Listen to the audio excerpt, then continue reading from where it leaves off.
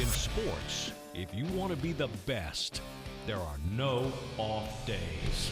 Welcome into the No Off Days podcast, and you are looking at a thing of beauty. No, not Chris Cato, but our big board. That is our college football big board, and we have brought it in for this week's show. We're going to have a little fun with it, but I should welcome in my co-host, Chris Cato. We got BK in the booth. We'll bring him in momentarily because I'm sure he's going to want to get in on this, but this is kind of what it looks like right now. Just about these teams are bouncing around in our heads here as we hit the kind of home stretch of November.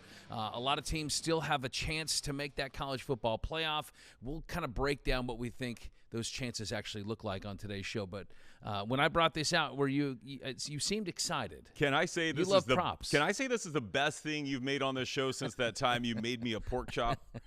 This isn't quite as good as the pork. That was a Duroc pork chop. It was a Duroc bone-in pork chop. This is almost as good as that. How long did it take you? Did you color all of these little logos? I had help with one of our trusty friends of the show, one Taylor Jennings. So she helped with all the logos. But, yeah, we put them all together, and I think we're going to break it down. It's going to be a lot of fun. By the way, how about James Franklin waiting maybe, a half beat? He spent a little time at his beach getaway, and now he's got a job already back in the ACC. It was a win for Penn State, too. They didn't have to pay him $40 million. Man, yeah, I'm curious how what that's gonna, if the details of that are gonna come out. But I would assume that has to do with his new contract. Offset language, whatever his new school's paying him, Penn State doesn't owe him. So all right, so would you take $49 million to not work, or $9 million plus whatever the new job's going to pay? I think you know me well enough to know my answer to that. Well, I think that doesn't really surprise me. I thought that Franklin would probably be off the beach here soon and ready to roll. So a lot of fun on this week's program. Let's bring in Brian King with that. Brian, would you care to be a part of our discussion here? Sure. To break down these, because I'll tell you what, as is the case usually, most weeks, Brian and I have some debate that takes place typically at the beginning of the week, and I'm like, this would be great fodder for the podcast. Let's try to recreate that on Tuesday. And so this is an attempt at that. But we had a great discussion about what we think scenarios might look like once the playoffs actually do roll around. So so you already know the talking points. No, I don't know. I'm good with the talking points. Cato, I just kind of say things to stir them up a little bit. You're the master at that, yeah. I wish we had the cameras rolling then when you guys had your weekly Monday debates in the parking garage or wherever you guys are. That's the show we need. Which conference do you think that we were talking about most? Probably the best one in the country, the SEC. The one that looks like this looks like a traffic jam here on the way to Orlando. All right, very good. On today's program, BK. I'm going to talk with Tampa Bay favorite. This guy's just a legend. Derrick Brooks. He's now COO over at USF. He's going to be running that program. He's got a busy couple days, it looks like, coming up. So we'll talk to him and get his thoughts. Fancy new title. Yeah. He's the master of titles. I mean, Hall of Famer, Ring of Honor inductee, COO. What else can we add to legend? Is he in the nodpod rod yet? No, this is a first-time appearance, actually, for old Derrick Brooks. Should have been Super Bowl MVP, but that's still coming back. And then after the show, what about a game? Another game. A game? You say? Game? Another game. So we'll do some game about, you know it. I'll explain once we get there, but it'll be fun. Plus, does it involve AI?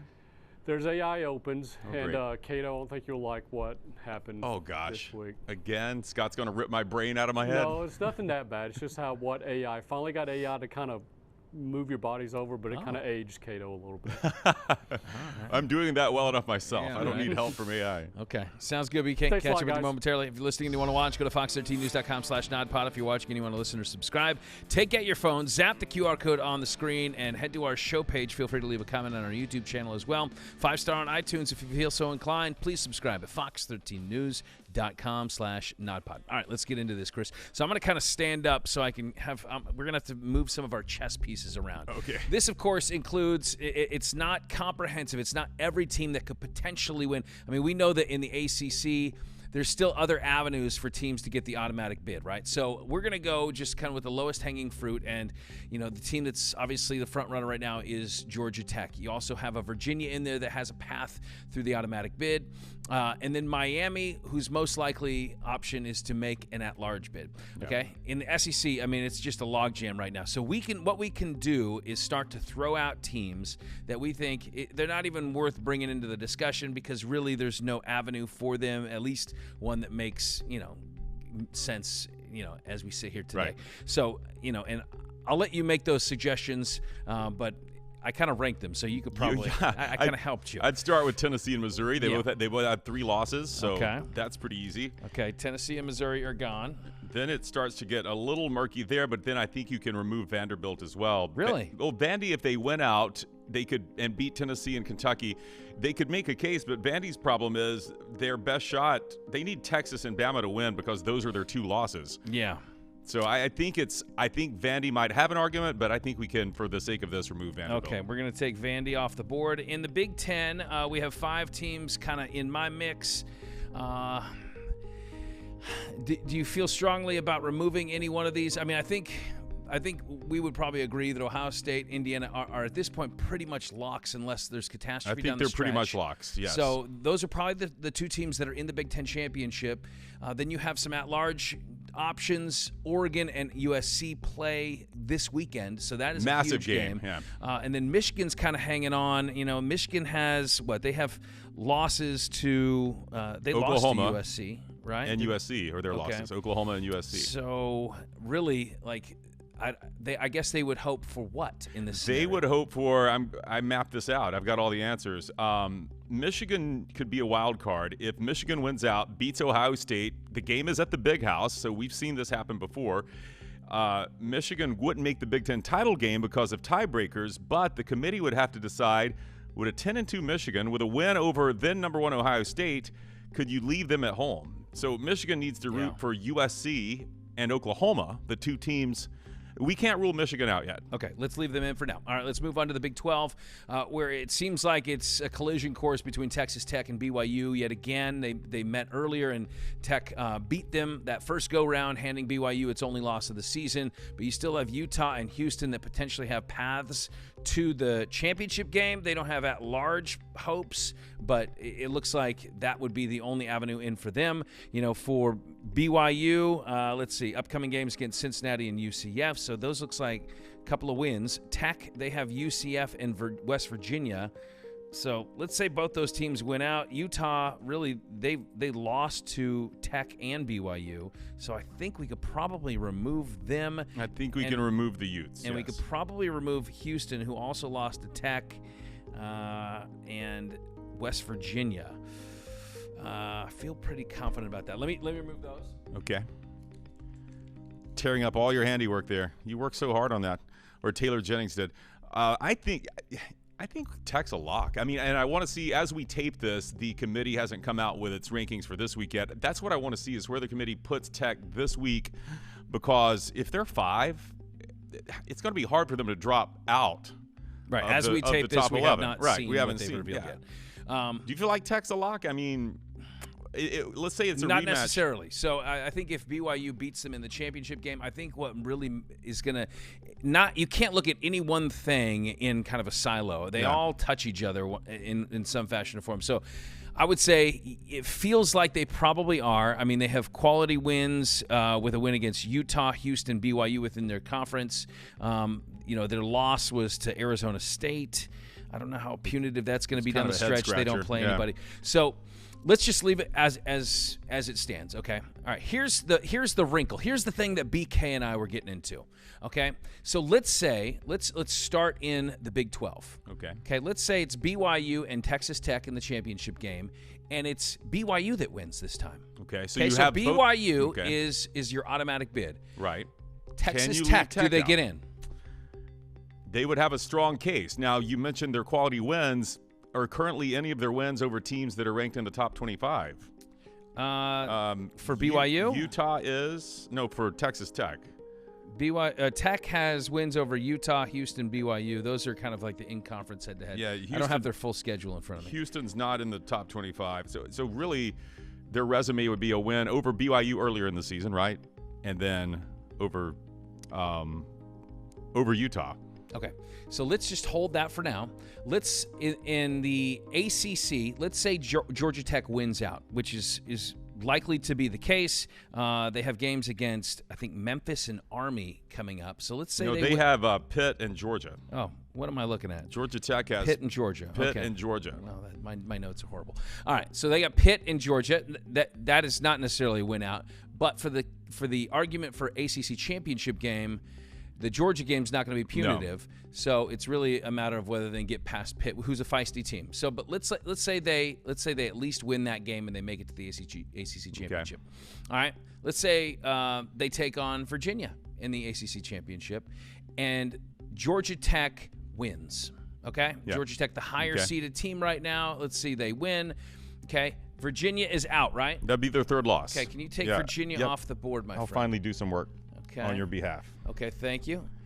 Now, Miami's sitting there. Let's say Miami wins out. Miami has still games against Virginia Tech and Pitt. Yeah. Okay, and they're both on the road. Let's say they win out. So they have two losses overall, and those would be conference losses to Louisville and SMU. Do you have any problem with these two teams?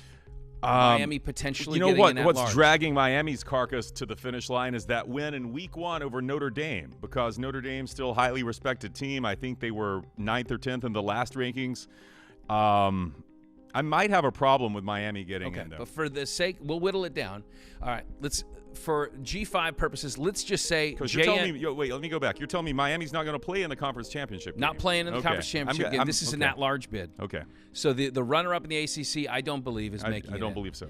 All right, so G5, let's say JMU's our team. We're taking Tulane out? JMU doesn't play anybody. They haven't played anybody. They're never going to play anybody until they get into the playoff. I'm taking Tulane out. Tulane was my preseason prediction. I'm hesitant to rip them off, but there we go. This is only just temporary. And then North Texas and Navy are bye-bye as well. Okay, well, bye North Texas. We look at Notre Dame down there as an independent, right? They lost their first 2 games of the season. By close margins on the road. 4 points combined, and they've won 10 in a row in this scenario. Let's say they win out, okay? Yeah. So you got a 10-2 Notre Dame team that doesn't have to play in a championship game. Are we comfortable at this point leaving them in? No. No. I'm not. You think they're already done then? I don't think they're done, but I'm not comfortable leaving them in. It's going to depend on who I'm comparing them to. I know. But we will whittle it down. Do you understand where we're going? All right. Let's say the Big Ten, what it ends up being is Ohio State, Indiana, and Oregon beats USC. Okay. That's the scenario I want to see play. So USC. That's the easiest thing for the committee. USC's gone. Michigan is probably out as Michigan well. Out. Yeah. Okay, now we get into, this is Fun Town right here, the SEC. Yeah. Let's say A&M wins out. A&M still has their final games of the season are against Samford and Texas. Let's say they win both those, right? Undefeated, they're going to the They're going to the SEC championship game. Yeah. All right, let's say Georgia. They're playing Charlotte and Georgia Tech. Let's see that they win out. Now we got A&M and Georgia meeting in the SEC championship potentially. Potential, yes. Hang on, let's get down to Ole Miss. Let's say Ole Miss wins out. They got 1 game left. It's against Mississippi State. Win. Yeah. Alabama. All right. So Alabama already has 2 losses, but one of those losses being out of conference to Florida State at the beginning of the season. They play Eastern Illinois and Auburn the rest of the way. Let's say they win out. Let's hope so. Okay.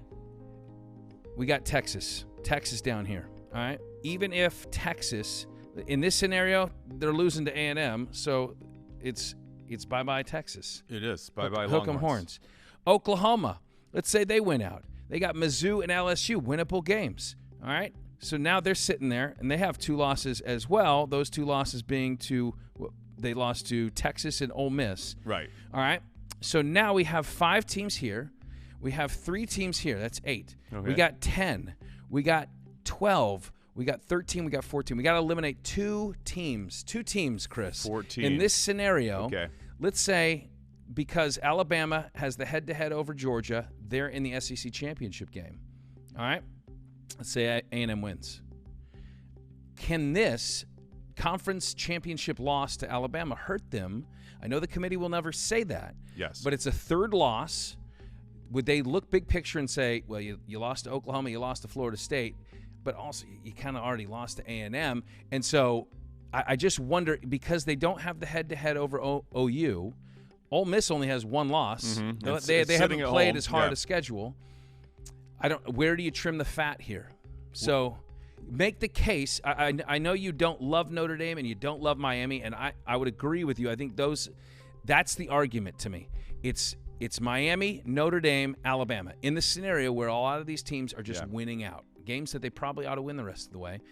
So how do you and Oklahoma's in that conversation. Well, the problem for Alabama is Oklahoma, and I thought about this scenario last night. I'm sure BK has as well. There is a good chance that for the first time we could see one of these conference championship games where the committee has kind of said, okay, it doesn't matter if you get there with 2 losses and you pick up your 3rd loss in that game. Losing to A&M or Georgia in the conference championship game could really be the thing that pushes Alabama out if you're comparing them to a brand like Notre Dame. On that point, let's bring BK in, because this is precisely what we discussed. He thinks that there's no way the committee is going to hold a loss in the conference championship game against them. And I don't think that they would overtly say that, right? Because they don't want to diminish the value of conferences and conference championship games. But I do think there will be a scenario in which they look at that record overall and say, okay, 10-3, 3 losses, and we got an Oklahoma team that has 2 losses, and Oklahoma has the tiebreaker. They have the tiebreaker head-to-head. We have to figure out, but in this board, we got to trim it somehow. We got to take 2 teams out. I can give you an easy one, and you may not agree with this, but to me, it's Miami. To me, it's Miami, because I tend to agree with you. The only issue is that, as we saw last week in their second week of CFP rankings, they valued them pretty high, and they had them in their projection as an at-large or the best team out of the ACC, irrespective of their actual pathway to a championship. So that's my only thing. They're sitting there with 2 losses. They do have a quality win under the belt in the fact that they beat Notre Dame head-to-head. So if you're going to argue between these two, now we could sit here and just make it real easy and say, okay, well, they beat Notre Dame. Notre Dame's out. So we could, and Notre Dame doesn't play a championship game, which, by the way, is an outrage, right? So we should, eliminate Miami and Notre Dame. So now in this scenario, we have 5 SEC teams getting in, no independent, and 1 ACC champ. Do you feel like? I guess that's the question. Like, I know you guys love Alabama, but if you try to put your objective goggles on, do you feel like that is the right choice? I think Ole Miss is locked in, and I think Oklahoma's locked in, and I think A&M's locked in, and I think I'm comfortable with these 3. I don't know about those 2. And this is in a scenario that there's no trip-ups down the stretch, right? So, and that could always happen. I think that the issue with Notre Dame that you're going to have is that, first of all, I do think, I just think that there's a little bit of a bias toward Notre Dame. And you're talking about a team that is going in on a 10-game winning streak, and those first 2 games of the season were the closest losses, and they were against quality teams. I think we could probably agree. You're most likely you're getting 3 Big Ten teams in, whether that's Oregon or USC. I think there's a three for sure Big Ten, and there's a case you could make for 4 or 5, depending. I think where we may be losing sight of this is I don't know why we're so quick to assume the Big 12 is going to get 2 in, even if, like you said, BYU beats Tech. I just feel like if you start comparing as great of a season as Tech has had, again, if you look at what they've accomplished, the teams they've beaten, and they've beaten them by decisive margins, if you want to start comparing Tech against Notre Dame, I feel like Tech's in trouble. All right, let's trim by 1. We were running short on time here, so let's trim by 1. We are at 14, right? 5, 3, that's 10, 12, 14. All right, let's trim by 1. Is everybody that says Miami, say aye? Miami trim Miami? Trim Miami. Yes, trim Miami. I would agree. Okay. All right, so take Miami off the board. I've been wanting to do we need to trim 1 more team. Okay. All right, so it's going to come down to Notre Dame, BYU, or no, BYU's the champion. In this scenario, we're saying BYU beats Tech, right? To complicate it makes it a lot easier if Tech just goes out. They want to put Tech in. They like Tech, but let's say BYU wins it. It's between Tech, Notre Dame, and got to be Alabama, right? I'm not trying to pick. I agree. saying, I agree. because they don't have the head-to-head with OU, and these three are pretty much locks. Not pretty much. In this scenario, if they went out, they are locks. So, and I agree, and that's why I say, I mean, I do agree with you that a third loss in a championship game could hurt Alabama. The problem for Alabama is going to be the recency of the losses, right? So you'd have 2 losses within your last 3 games. Is that right? Or 2 within your last 4? But also, they would look and say, but your losses are not good losses, right? The loss to Florida State, even though it was right out of the gates, first one, I know, but they would hold that against you. They would this head-to-head they would hold against you, and then the recency of the SEC championship loss, even though you shouldn't be penalized, and I agree, I do think it's a beauty thing, like, and that's where I wonder if head-to-head Notre Dame might have the edge over Alabama. I still think there's an argument to say, okay, well, a 2-loss Texas Tech team that just lost to BYU, they have an earlier season loss to Arizona State. Maybe they're not as good as we thought. I think the committee also, keep this in mind, I do think that there is, maybe they won't acknowledge, but I think there is a margin for branding, right? I do think that having an Alabama and a Notre Dame is going to be better for the brand than having a Texas Tech in there. And so if it's push comes to shove, you might get the edge over Tech, and maybe they get penalized for losing the Big 12 championship game. Yeah, I definitely think Tech would be in trouble in that scenario. And here's one thing that could save Alabama if they take on a third loss in a conference championship game. Greg Sankey and scorched earth last year after Bama only got 3 teams in. I cannot imagine what would be said if they put in a Notre Dame that doesn't play in a conference championship and doesn't have the ranked wins that Alabama has over Alabama. We have exhausted the point, fellas, and I don't know. Do you like it? I'm okay with it. I'm okay with it. Not in love love with getting 5 SEC teams in, but yeah. Wishful thinking. We'll see. It's not going to matter after Alabama loses to Auburn. Ouch, Cato. Well, it's very possible. Oh, no. Cato. Oh, just saying. boy. All right. Could lose. I've lived this before, Brian. Right, so have you. You can come out and club him during the commercial break. All right, coming up next, we're bringing in the Hall of Famer Derrick Brooks, COO of USF Athletics, is our guest next on the nodpod.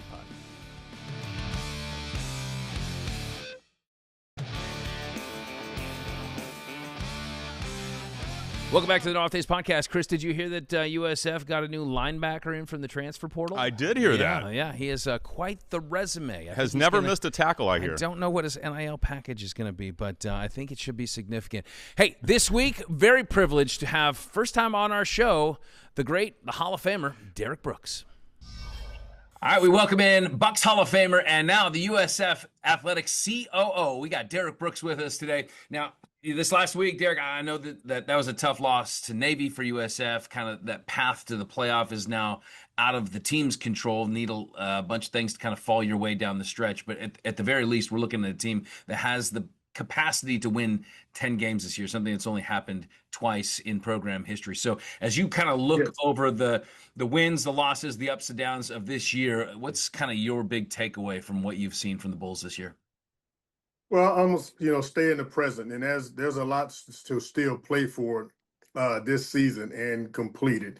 As you said, very few teams get double-digit wins, in any season. I think that's a sense of accomplishment and continue that momentum here moving forward. Obviously, our last 2 road games were big ones that we just didn't quite finish the way that we wanted to. But at the same time, this team showed a resilience like no other. If you look over the last 2 to 3 years of our program, you see those big steps of improvement where kids are committed to the process and not letting the outcome be a distraction. So what Coach Goalies and his staff is doing, everyone is buying in. And it's really the same path, very similar to what Rob Higgins here wants to do with his leadership. Get the buy-in in the process here to win the building and revamp our culture and have all these things aligned through athletics and athletic leadership all the way down to our student athletes and could capture that momentum, not this moment, this momentum, this movement that USF, quote unquote, is not the same old USF of the past. Right. Yeah. And we've certainly seen that. And this year that you guys have taken a huge step. But you've been around for a long time in this area. You've seen kind of the growth of USF athletics as a whole, from kind of not existing to where they are today. And in a relatively short period of time, it's hard to build momentum like that. But we've seen kind of it hit something of a windfall, I feel like, at least on the football side of things, throughout the last couple of seasons. Coach Golish has tapped into something there. What has impressed you about kind of the growth, what you've seen from maybe from afar at some point and now up close? Well, again, I've always had the fortunes to be able to look under the hood and sit in the car, whether it was, my relationship going back through Vinnick Sports Group and Mark Harlan, through Michael Kelly, and now obviously here day to day with Rob. I've been able to be a part of it and see it. And I'm most proud of, honestly, I can't say this enough, but the buy-in into the process here and really no one giving up. This community loves this team, and there's a reconnection point that I want to appeal to with all of our Tampanians here in the Bay Area to surround ourselves with the support back into this universe. And a lot of it, let's be honest, it is going to be through the football program. But we've had a very successful men's basketball program, women's basketball program, softball program, track and field, soccer, women's soccer, a volleyball team. So it's a lot of sports has had success, as you alluded to earlier, but now it's just a matter of us connecting this success to the community. And yes, we have the most valuable asset, in my mind, in the state of Florida right now, and that's a stadium being built on campus from ground up. No other public university, no other pro team is doing that. We are doing that now, and we're excited about that. So we want to leverage all these things, package them together, educate our community on all the things that are going on here, and really ask for their support to really partner with us and elevate our university. I know that Rob Higgins, CEO of USF Athletics, he's kind of an out-of-the-box thinker. What was the sales pitch to you? How did he come to you and say, "Hey, jump on board"? Well, I don't know if it was really just one punchline, but from the simple fact, he covered all his bases, before he talked to me. He had a conversation with Steve Griggs.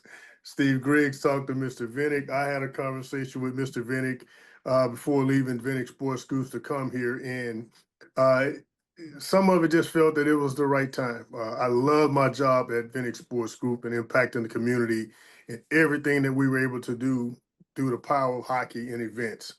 And it was a tough decision. And then I discussed it with my wife, and the opportunity that very few people get a chance to do, and that's share this working experience here with my daughter, who's a student athlete as a softball player. That's very unique. She stopped in the office today with one of her teammates just to check on me. Now, and that was pretty cool. My son, he volunteers here with the strength coaching staff. I have a nephew here that's on staff. So sharing that experience, and my son Darius, he works here in the College of Education. So as a dad, a pinch me moment, that I get to share these experiences with my young adult kids. And, Rob didn't really have to sell himself.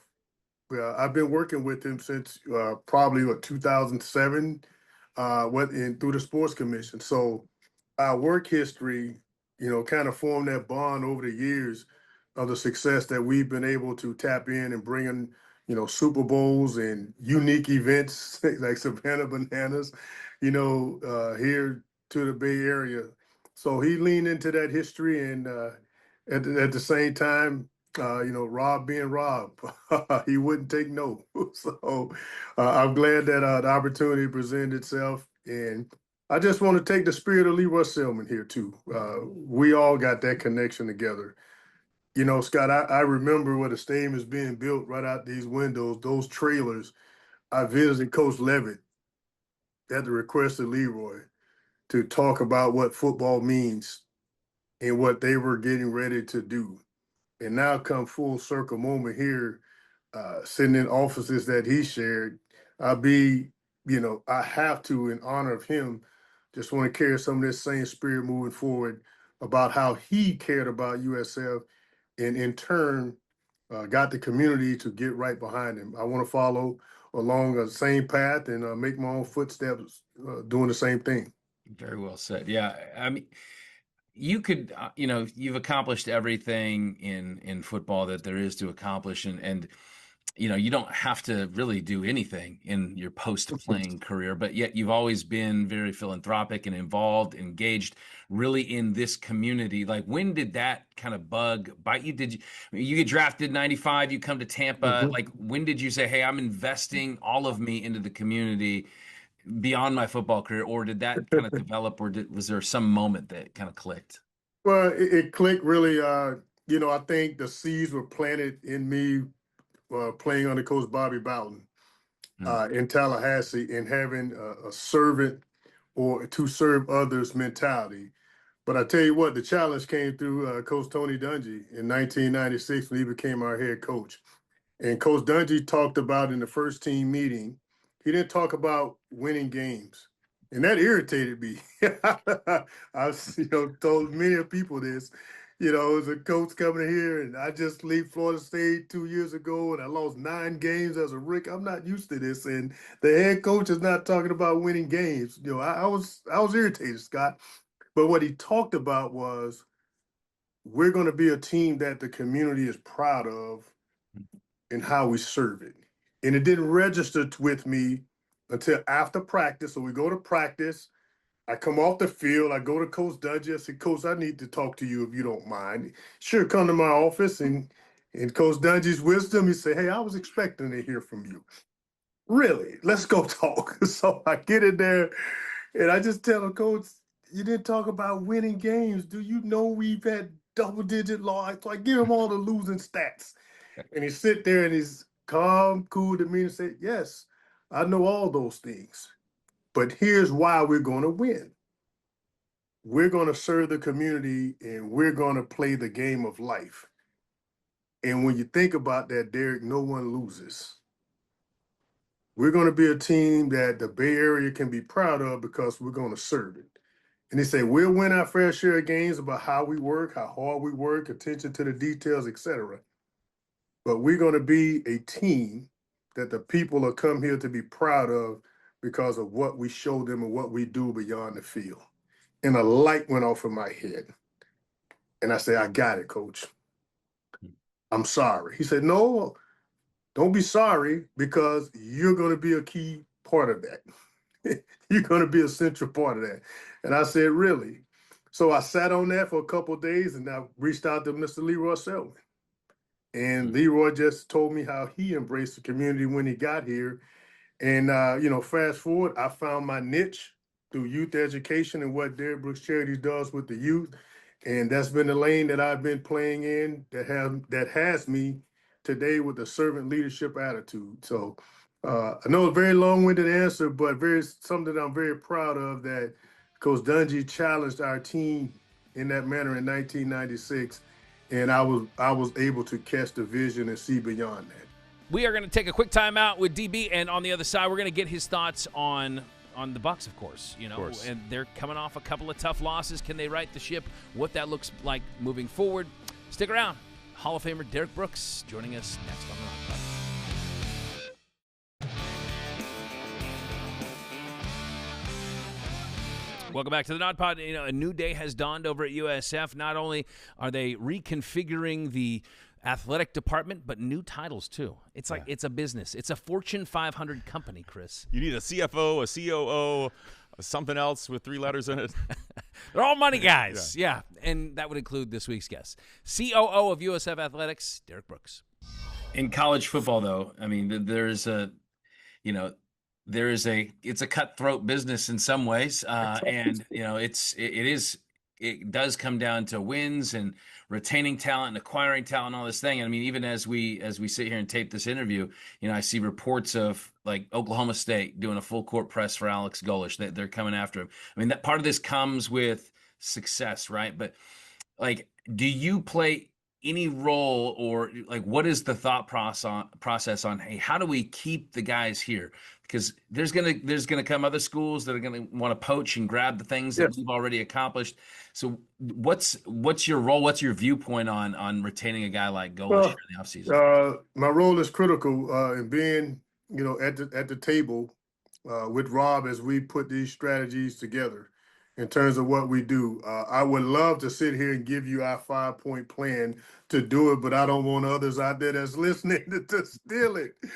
So we do have a strategic plan in place, and we're approaching it from a business mindset. We're the first of, I would say, many that's looking at the athletic department as a business. Look at our titles: CEO, COO, Chief Revenue Officer, Chief Culture Officer. So we are taking that Fortune 500 approach just from the titles themselves and how we, conduct business. So yes, we definitely have a strategy in place that we got to implement, and we're not afraid to, take chances and take risks. The landscape is changing every minute that we talk in terms of the economics. We're not going to complain about it. We're actually going to embrace it. So how can we embrace, the riding of the waves to make sure that we got the best boat, to stay at sea? Yeah, other universities going to have bigger boats. They got bigger money. But guess what? We're all going to be in this sea together, and we're going to do our fair share to retain the best players that we possibly can, and at the same time be attractive to those student athletes who see the University of South Florida as an opportunity for them, not just on their playing fields or courts, but also in the classroom as well. We are here with Bucs Hall of Famer Derrick Brooks, a man who needs no introduction. Got to talk to you a little bit about these Buccaneers. A little bit of a slide here, and you can't do anything about injuries, of course. Played 2 quality teams out of AFC East back-to-back, and the Pats, and then the Bills on Sunday. Kind of what do you make of where this team is right now? How competitive down the stretch do you think they'll be?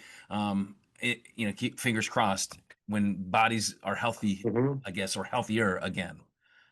Well, they are where I expected them to be, and that's in first place in this division. Now, yes, I expected to have a bigger cushion than what we have, but, give credit to the Carolina Panthers. Everybody is dealing with this same scenario here at this point of this midpoint of the season, whether a key player injured or guys playing nicked up, etc. So this is nothing new, and the Bucs have done a great job over the years navigating, these waters with quality depth. Now, guys just have to play better when they're hurt. The minute you take the first snap in training camp, you're not 100%. That's just the way it is. So you don't see these guys making no excuses. I love Levante quotes after the game. Hey, we win together, we lose together. The course is still the same. And that's a message I would tell all the crew members out there. Hey, don't lose faith. These men are going to fight their way through it, and I do expect them here at the end of the season to be the NFC South champs and position themselves in the playoffs to make a run at the Super Bowl. Yeah. I mean, I know from a defensive standpoint, it kills them to have given up what they gave up in terms of point total against the Bills, even though they're obviously a very good team offensively. But, like when on your defensive unit, you guys had like confidence and swagger. You had all those things. Like, was there like one guy, maybe you, I'm not sure, that was the catalyst for that? Did success have to come first, or was it like, chicken or the egg, I guess? No, we made room for all the characters on that defense to stand on that stage and be themselves. Again, we came up and grew up together in an era of Coach Dungy. Like, man, so the discipline wasn't that. Coach Gruden did a good job years of coming in and pushing out buttons. Like, he had to challenge me in a different way that Coach Dungy challenged me to be the best. And I needed that at that point in my career. Same with Sapp, Simeon, Rondé, John, Dexter, Brian Kelly, Greg Spires, Chuck Darby, Anthony McFarland, Ellis Williams. I can go all the way, down the line to White Smith, you name it. So we pushed ourselves too, Scott. That's why this community still loves that 2002 team. Man, we were a team of the people, to be honest with you. And we connected with them. So most of the energy, especially on defense at home, man, it came from those fans that's up in the top of the stadium that we know made a sacrifice to pay to be the last person up top, cheering their voices down on the field. We heard you. And we wanted to go out there and give them the best product that they can. And we told them that. It's like, hey, we need you, especially defensively. Hey, the more disruptive you can be, the more you're going to be pleased with the results that we give you, because we're going to be disruptive. So as I say all that to say with this year's team, hey, these guys are going to be fine. Yes, you're going to have a bad performance defensively here or there, but let's not let this week bleed over the next week, and now you dig yourself in a hole that's too hard to climb out of. By the way, one of your old teammates, Simeon Rice, about to get inducted into the Ring of Honor here in a couple of weeks. And I know the discussion's always the Hall of Fame as well, and he's got great numbers. I know it would be awesome to get yet another member of that very same defense wearing a gold jacket. Do you think, I mean, how tough is that case to make for Sim in the Hall of Fame? It's not tough for me because I make the case and talk to anybody who gives me a microphone and their 2 ears to listen. So, I've met with Ira Kaufman. The Bucs are doing a good job of a push. Ira Kaufman has a game plan to, take to his Hall of Fame voters and asked me to be a part of that process. So I'm diving in as much as I can to really educate everyone that associated with the Hall of Fame that Simeon was just a bigger part of being in the history of football as any one of us, and he deserves to be a Hall of Famer and a gold jacket member. No doubt. My last question for you. Are you a fan of the throwbacks? More throwbacks? Is it just the right amount of throwback? For me, hey, when people ask me that question, I say, you know what? It didn't matter to me. I didn't care because guess what? I'm wearing the uniform and I'm a part of the National Football League, so you can put me in any color you want. All the big boys say it makes them look like marshmallows. So, but yeah. To me, again, it's all a part of our history. But I am proud of the fact now that we can celebrate the orange and white, the Bucco Bruce, where before late 90s, being honest with you, I didn't feel the organization embraced it because of all the losing years. So now to see that everybody's embracing it, wearing it, every time I see someone wearing a number 55, whether it's white, orange and white, red, pewter, it doesn't matter to me.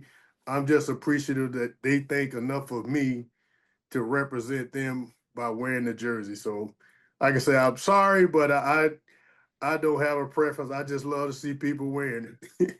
Good stuff, man. Always great to catch up. The great Derrick Brooks, thank you so much for your time, and all the best to USF as the season moves forward and some big things ahead. Thanks Thank you. Appreciate you. Go Bulls. Always nice to catch up with him. Coming up on the other side, BK has hinted, he has teased a little bit about a new game that we're going to be playing with some AI animation that maybe won't be as flattering to my co-host. So I'm very interested. That's coming up next on the nodpod. Probably all the Grady up there.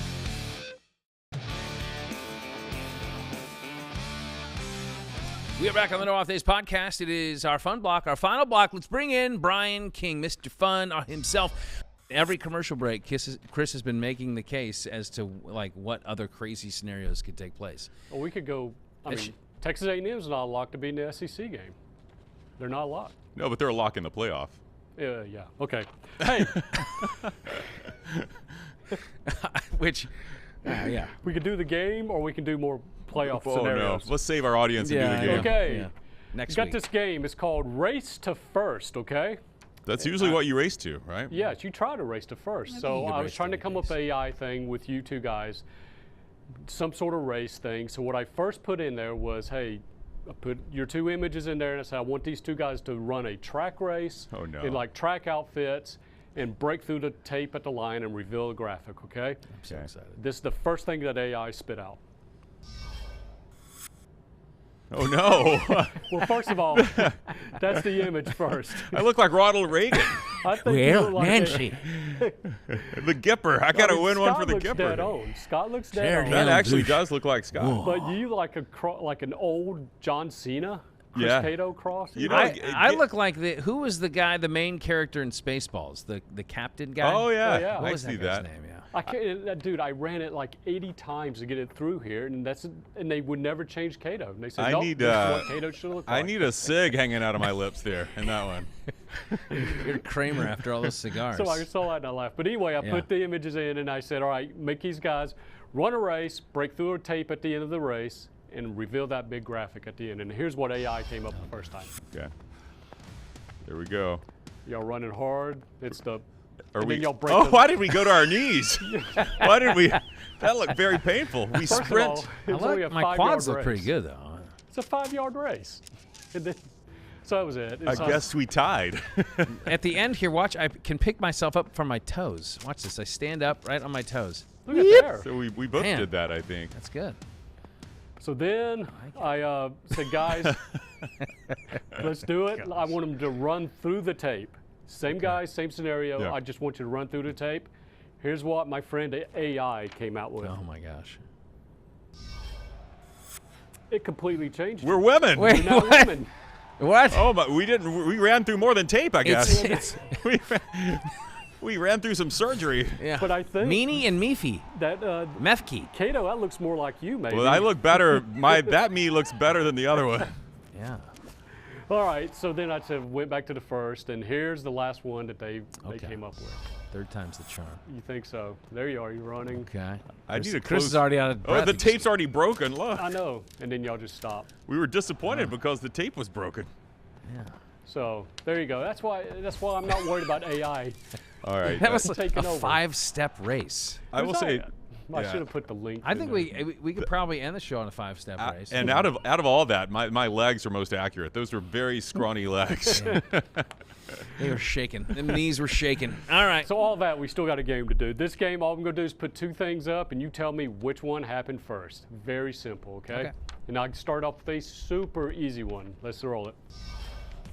Which happened first, the invention of the wheel or discovery of fire? Discovery of fire. It's got to be fire, right? It is absolutely the discovery of fire. That happened in like 2 million years ago. Well, as soon as a lightning bolt set something on fire, you're like, but hey. they contained it and stuff, managing fire, I should have said.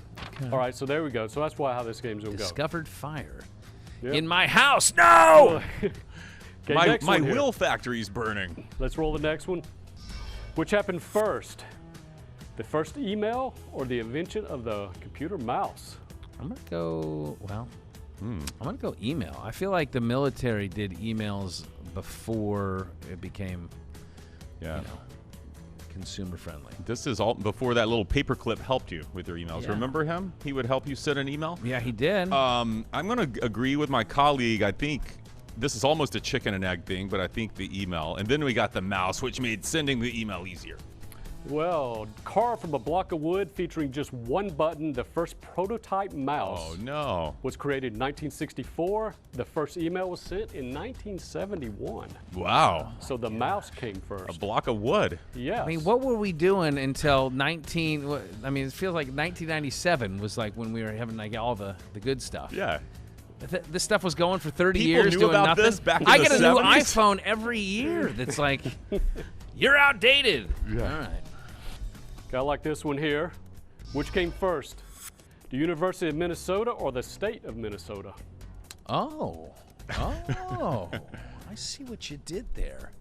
I'm going to say, the boundary being recognized, I would say that I'm going to say they had a school there first, and it was the University of whatever the Native American tribes were. No, the school was actually called the University of Minnesota. Oh, that's what you're Because asking. Yeah, it's that's not a like- Native American name, I'm assuming. Okay. Yeah.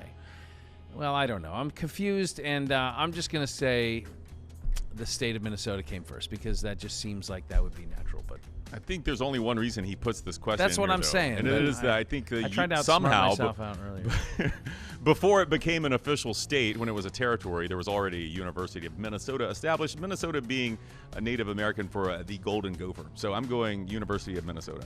Cato was exactly right. Well, I was right. The university was established for the territory 7 years before the state became a state. How about that? How about that? A school older than its state. I Yeah. know, unbelievable. Which came first, the London Bridge Bemidji opening State up? or no? Sorry. London Bridge opening up or the University of Alabama? Which came first? Oh. University of Alabama, I should know this. It's I'm trying probably, remember what it says on my mom's diploma. 1873. On Fred Cato's diploma, 1832. 1832. I want to say. The London Bridge London opened. Bridge, you would think. This thing's old. It's had songs saying about it. I It know, fell it's been down. Now, falling is down this the for original one that fell down, or decades. is this the new one? It's got to be the old one. So I'm going to say that the opening of the London Bridge happened first. I would think so, too. But again, there's a reason BK does this to us. I'm going to say somehow it's it was the London Bridge was always closed to the public until 1840 something. So University of Alabama came first. Alabama came into being 1831, Cato. April of 1831. In August of 1831, London Bridge opened up. So Alabama came before the London Bridge. How about And that? then all those English people, all the Englishmen came to the University of Alabama. That was the to first seek transfer their portal. First Yeah, that was the education. original. Yeah, forget about Oxford. Here's a fine I'm university. going to roll with the tide.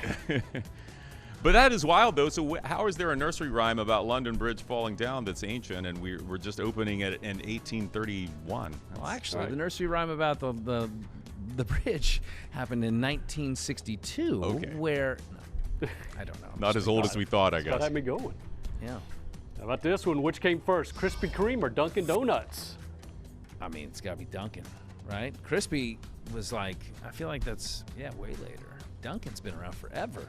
Dunkin's been around my whole life. Krispy Kreme has not been around my whole life. At least, unless we're talking about some like mom and pop version of Krispy Kreme before they became the big giant conglomerate.